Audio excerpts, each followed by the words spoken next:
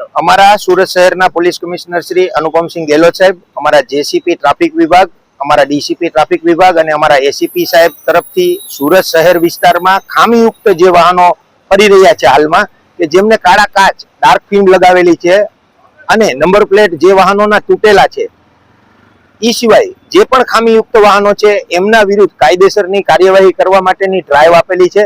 અને આ ડ્રાઈવની કામગીરીમાં અમે વાય જંકશન ખાતે હાજર છીએ. અમારી ટીમ દ્વારા જે ખામીયુક્ત વાહનો છે એમના વિરુદ્ધ કાયદેસરની કાર્યવાહી કરવામાં આવે છે.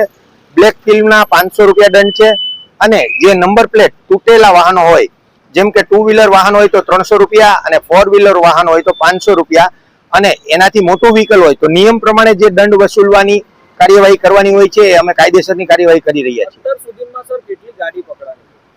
અત્યાર સુધીમાં કામગીરી ચાલુ છે તે દરમિયાન 3 વાહનો, 2 નંબર પ્લેટ વાળા અને 1 ગાડી કાળા કાચ વાળી ની અમે એના વિરુદ્ધ કાયદેસર કાર્યવાહી કરેલ છે.